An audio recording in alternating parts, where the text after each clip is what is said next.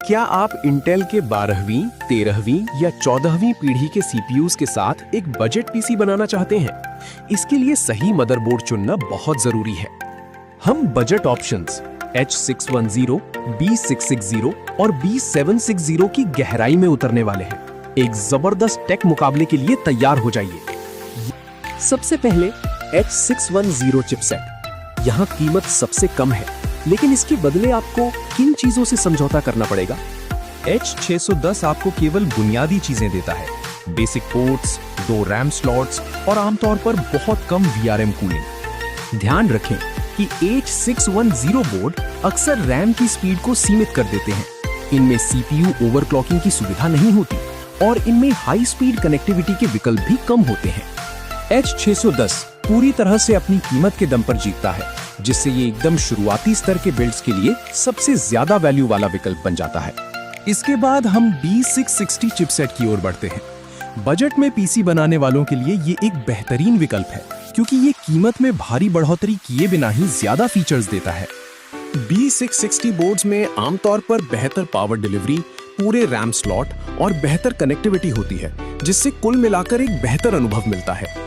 अगर आप गेमिंग कर रहे हैं तो B660 अक्सर बेहतर रैम ट्यूनिंग और ज्यादा स्थिर पावर देता है, जिससे H610 के मुकाबले गेम प्ले ज्यादा स्मूथ होता है।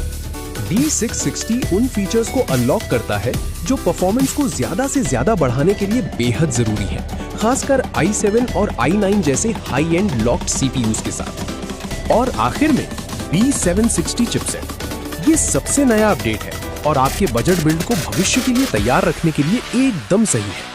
B760 बोर्ड्स अक्सर बेहतर स्टॉक मेमोरी कंपैटिबिलिटी, ज्यादा M.2 स्लॉट्स और PCIe 5.0 की तैयारी जैसी मुख्य खूबियां लेकर आते हैं।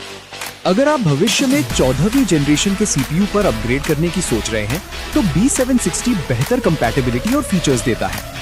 B760 चुनने का मतलब है कि आपको सबसे ज्यादा लंबे समय तक चलने वाला और भविष्य में कंपोनेंट अपग्रेड के लिए सबसे बेहतरीन फीचर्स मिलते हैं। तो आपके लिए कौन सा मदरबोर्ड सही है? आइए कीमत, फीचर्स और परफॉर्मेंस में मौजूद मुख्य अंतरों को एक बार फिर से देख लेते हैं। H610 पूरी तरह से बजट फ्रेंडली बिल्ड के लिए है।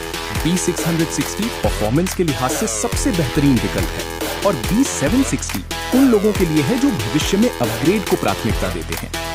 आखिरकार ज्यादातर ऐसे बजट बिल्डर्स के लिए जो संतुलन की तलाश में है, B660 या B760 फीचर्स और परफॉर्मेंस का सबसे बेहतरीन मेल पेश करते हैं। मुझे कमेंट्स में बताएं, अपने अगले बिल्ड के लिए आप कौन सा बजट LGA 1700 मदरबोर्ड चुन रहे हैं? अगर इस वीडियो ने आपको फैसला लेने में मदद की तो लाइक बटन दबाएं और ऐसे ही और सिनेमैटिक टेक कंपैरिजन के लिए सब्सक्राइब करें।